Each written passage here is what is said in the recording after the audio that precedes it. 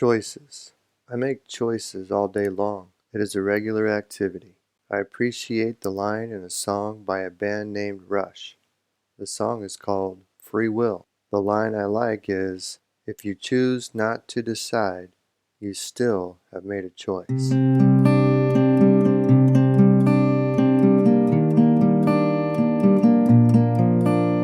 We have a system of thoughts beneath our awareness. It is referred to as our subconscious or unconscious mind.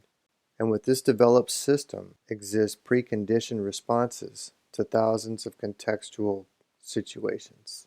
There have been times when I am performing some activity, like driving, where my mind goes somewhere thinking about something else. Then, after a few minutes, I get back to where I am and what I am doing, wondering what I missed.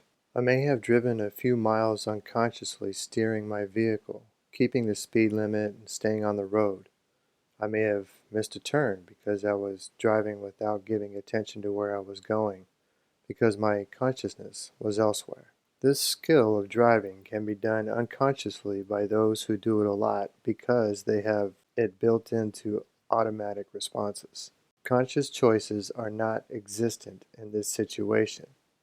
But imagine, if you can, driving in a city with stoplights that have just changed where green means stop and red means go.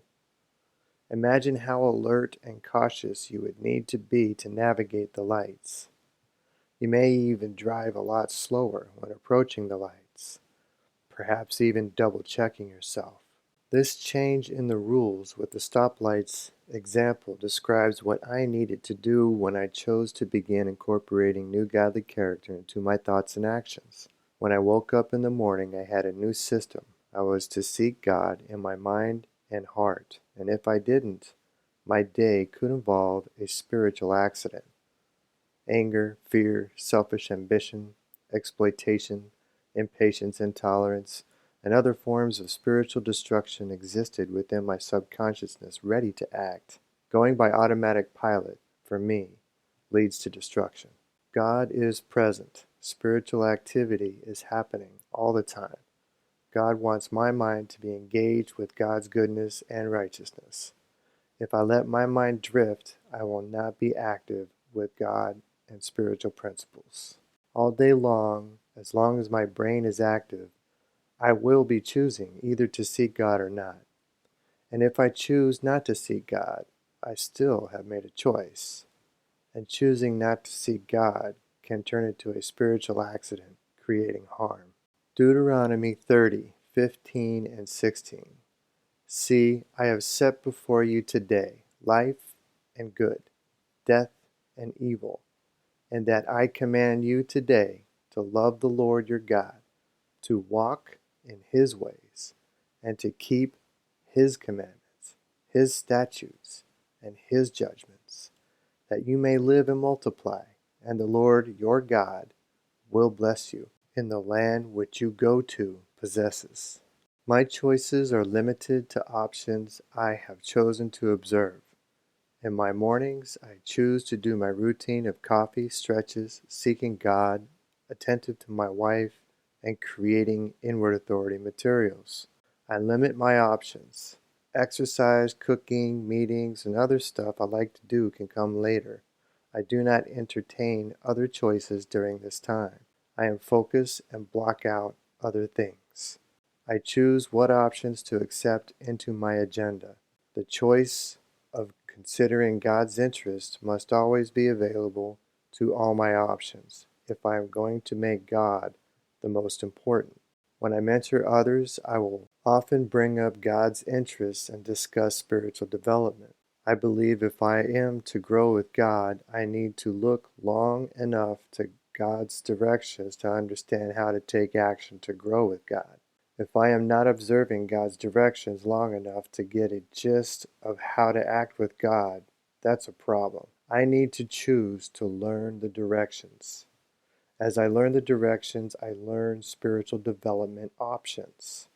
As I learn these spiritual development options, I can then choose one to test and practice a few times.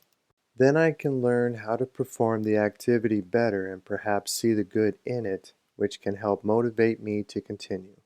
It's helpful to see the good in following God's instructions to increase my hope and faith in it.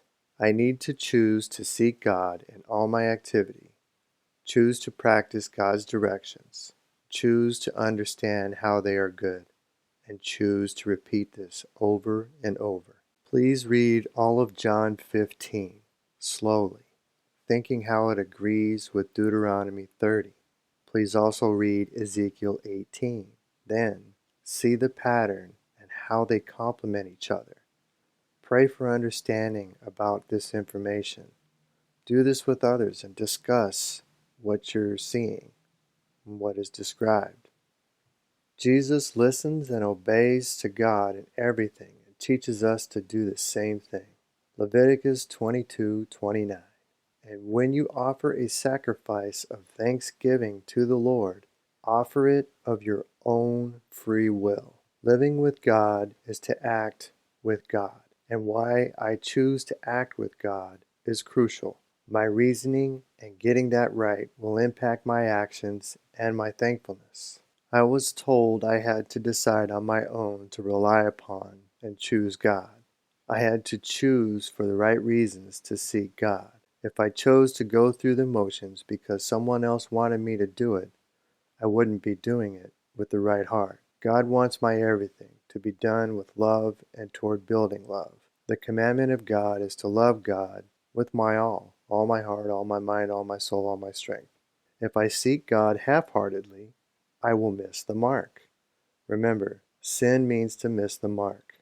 There's a difference between aiming carefully at the mark and missing versus not really trying and missing. This point about giving my all has to do with my effort. It can be difficult for other people to gauge my effort, but if I'm honest, I realize my effort. And other people who are around me all the time can kind of get to know my effort. Perhaps one of the most important choices is my decision on how hard I'm going to try.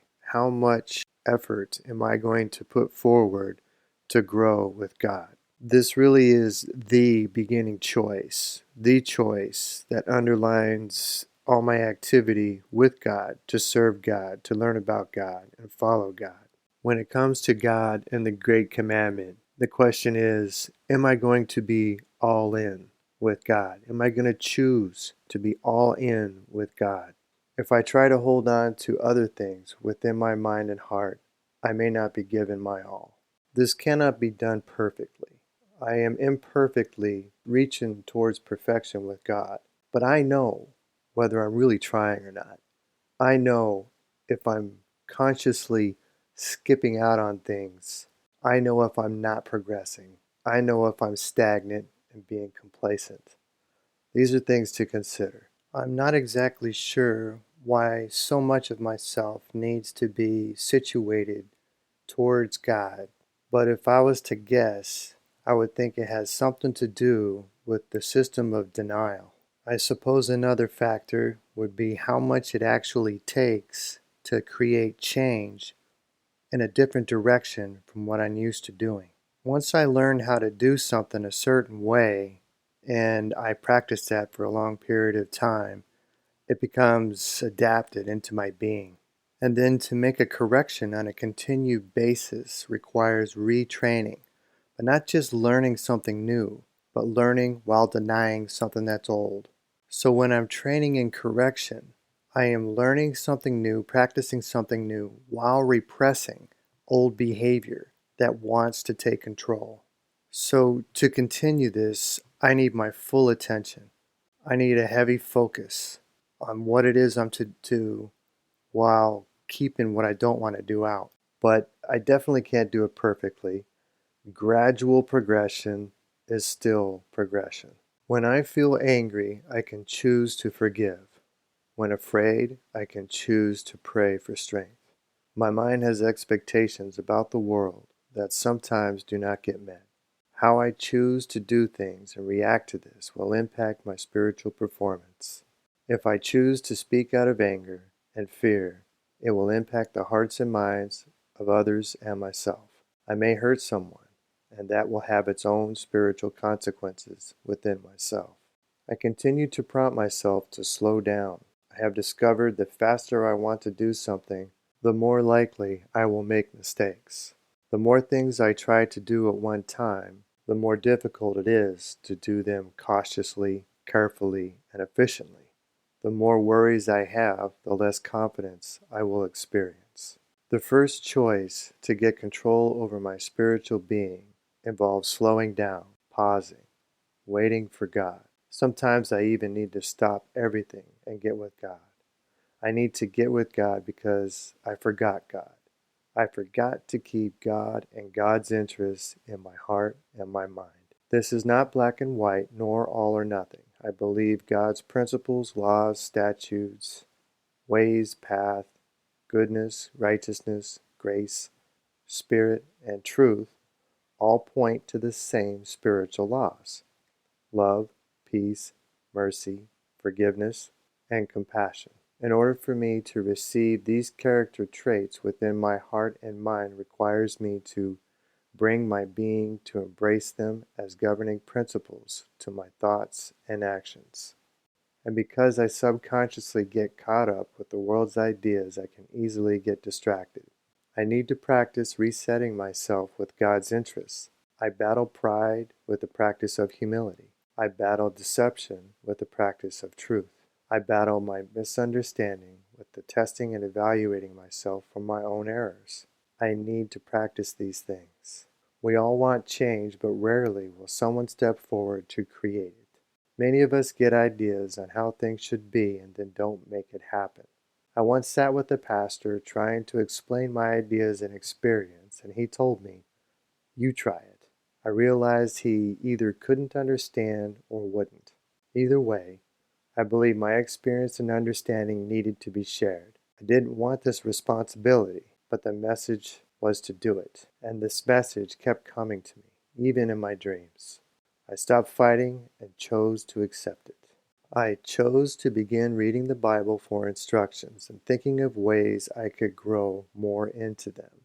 I chose one day at a time to wake up and think about God's ways. I chose to journal. After a while, I chose to research each day. I then chose to begin acting upon the instructions. As I read about love and made a commitment to learn about love, I found I had habits that seemed to sabotage sincerity and love. I used a lot of sarcasm and passive aggressiveness.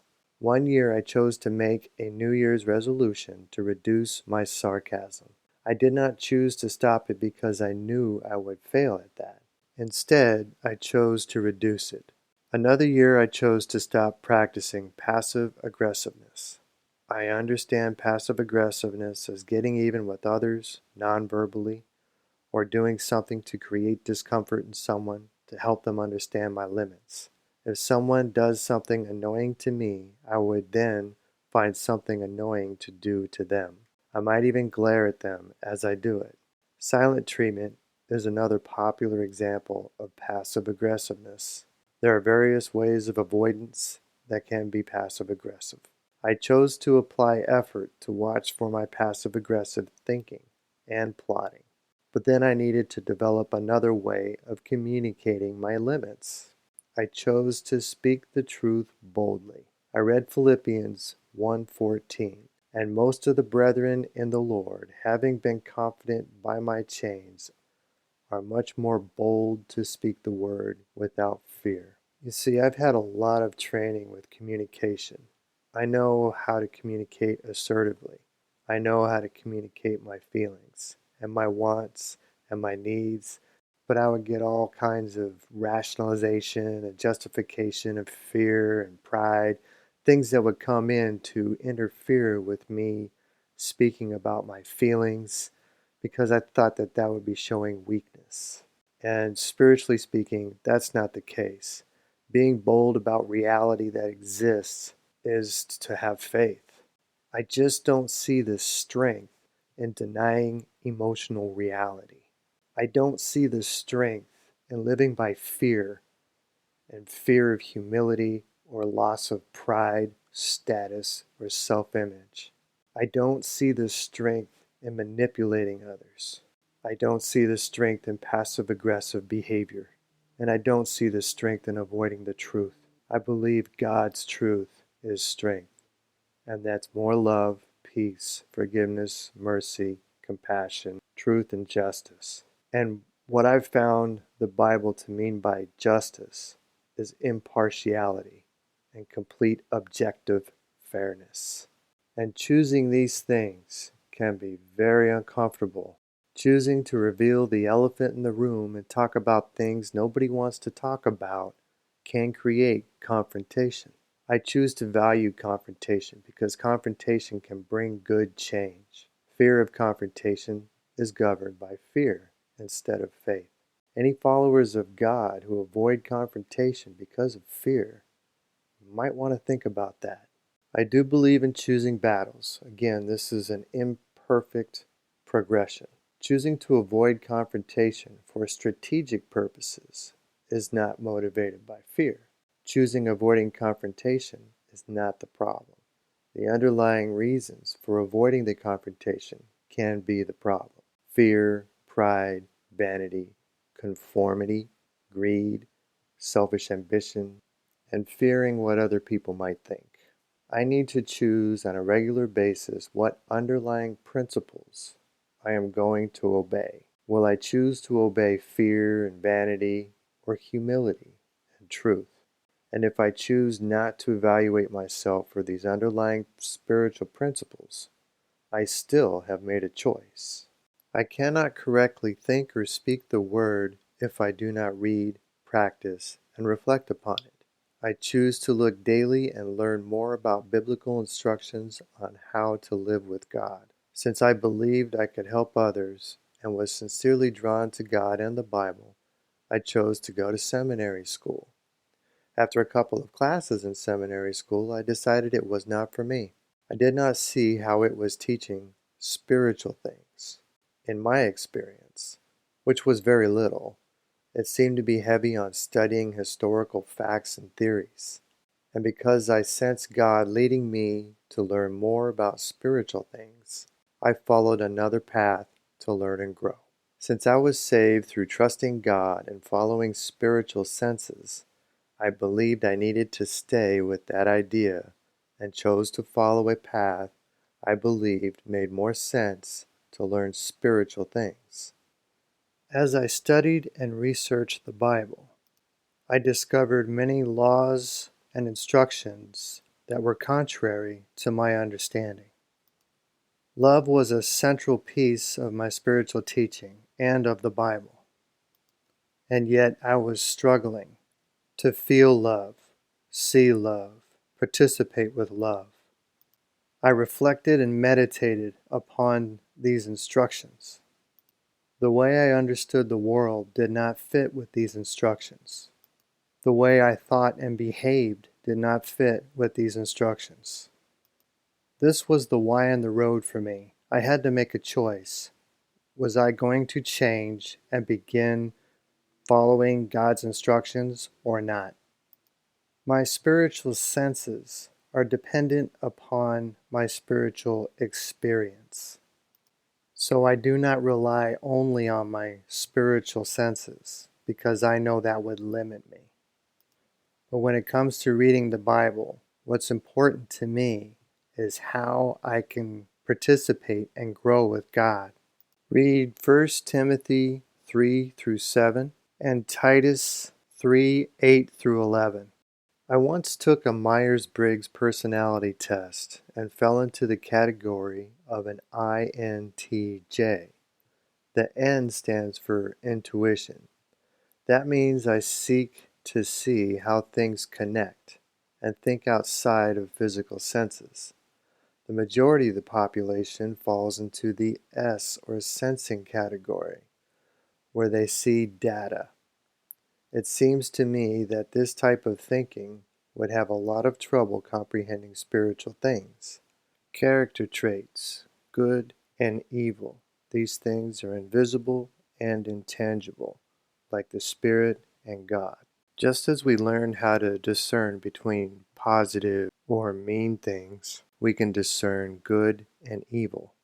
But we will need to concern ourselves more with the data in the Bible and see how it relates to real life practice in order to develop this understanding. And we will also need to choose to set aside social influences that differ from the biblical teachings. I hope to show some ways of collecting new data and new information. Stuff that's invisible and intangible, but things you can feel and you can see respond. Kind of like temperature, but we don't have a thermometer. But you can feel the heat and you can feel the cold and you can learn to kind of navigate that. My personality is high on analytics. I seek out errors to learn how to make things better. And when I point out how things are wrong, like a mechanic, people resist. I don't like hearing when there is something wrong with my vehicle because I know there is a cost that follows. Yet after the work is done and it drives better, I feel good about it. Similarly, when someone points out an error in my character, attitude, or behavior, I know there will be a cost to correct it. I need to choose how to respond. When I realize the errors within my church experiences, this could be another podcast on its own, so I won't go into details at this time. I sensed there was vast room for improvement. I was only 30 years old, but felt convicted to try to help. I was seeking to find the truth in everything. I chose to skip third-party books about God and spirituality and others' theology because what I read seemed to be missing something. I understood how skipping the middleman helped me avoid errors in learning. I chose to read the Bible and learn the words from the Bible using pattern recognition and concordance searches, comparing them with my spiritual experiences. I chose to do research online to define words separating Hebrew from Greek, looking at specific definitions for each language. I would do this to better understand instructions the Bible lays out on how to live. And when there was a pattern in the Bible that conflicted with my understanding, I chose to test it. And when I tested, I learned. And I learned the Bible's pattern about the topic was more spiritually correct. My faith in these biblical truths has increased through this learning method. When I test biblical truths through experience, I encounter new understanding that changes my soul for the good. If I choose to incorporate that understanding into my being, for more on this, see John Piaget's Assimilation versus Accommodation. It just didn't make sense to me to keep reading the Bible and not do what it says. Although I desperately wanted to grow more intentionally with others, I came to the understanding that others were not ready. I had to choose to either do it alone or miss out. I chose to do it alone. I did connect with some that were willing to grow and rely upon God more, which was absolutely beautiful, but even they decided limits at which they seemed to pursue worldly things instead. I suppose they experience what they want and then get enough. I relate to that too. I got spiritually connected and sought worldly development. Then I suffered and sought God again. This cycle continued, and who knows, I may do it again. This happens over many years. It is subtle. When I chose to go to school, move to a new state, get married, or get a new job, these things can be life-changing events where I choose to dedicate the time I have toward these things instead of spiritual development. I can forget about God. I can leave God behind. I can skip prayer. I can skip meditation. I can skip reading the Bible. I can skip many things that produce spiritual good. Most importantly, I can start being self-seeking, thinking more about me, less about compassion, mercy, and forgiveness, hold grudges, get resentments, get bitterness, and I can develop these things which just create spiritual pain. As a consequence of reducing my application to grow with God, I can lose that valued connection, and sooner or later spiritual consequences come in and can destroy my marriage and my life. You see, with recovery groups, we need to keep going to hear about these relapses and struggles to get reminded and inspired to keep up spiritual conditioning. For an addict, When life feels dull and empty, using becomes more tempting and appealing. Spiritual work and trusting God saves souls and protects from destruction. In my marriage, I made choices all the time. Some days were better than others. I realized my habitual sarcasm and passive-aggressive behavior only encouraged the same in my wife. The scientific method involves testing. The Bible says to test. 1 Thessalonians 5:21. Test all things, hold fast to what is good. I believe those who refuse to test are those who don't want to learn, or are afraid of seeing where they are wrong. And I understand my unwillingness to learn stems from destructive thinking. I do not want to be an example of the second part in Proverbs 12:1. I believe we need more Christians who are willing to own the error in their own ways and choose to improve. Growth means correction, but we must first choose to look and see where we are wrong. If we cannot see our error, we will not seek correction. 2 Corinthians 13:5. Examine yourselves as to whether you are in the faith. Test yourselves. Do you not know yourselves that Jesus Christ is in you? Unless indeed you are disqualified. I believe committing to grow with God is a difficult choice and one that could be made without really understanding what it means. We don't have to know why. We just need to choose to trust God and God's ways through new action with God's instructions. When I chose to accept this journey, the 12 steps, I had no idea what I was getting into. I chose to pray and meditate not knowing what I was doing. I chose to confess my sins without understanding consequences. I chose to right my wrongs to others because I was told it was part of the process. Fortunately, I did these things with a conscious evaluation and discernment of what's happening, of my thoughts and feelings and how other people reacted. As I experienced cognitive dissonance, I continued through the struggle. I paid close attention to what was going on within me and how these actions impacted my relationships. I owned the errors in my ways and made corrections. I witnessed the reactions from others and how it was good. In the beginning, there was a lot of doing without knowing. I had to choose to do things with uncertainty. I had to choose to do things that were counterintuitive. I had to choose to speak truth where it seemed everyone else would lie. I had to choose to be authentic when surrounded by many who seemed fake. I had to choose to be okay with others not accepting me as who I am. It's been my experience that staying with God's truth doesn't build a lot of relationships, but it does build relationships that feeds my soul. I have found it far more fulfilling to have a few relationships that are feeding my soul than many relationships that are dry and empty.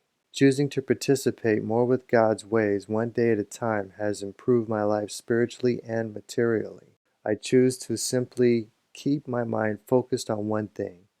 What does God want me to do today? How can I increase in God's spiritual good? Growing with God today is the best thing I can do. I can only control my choice for right now. Will I choose to seek God? Thank you for listening, and God bless.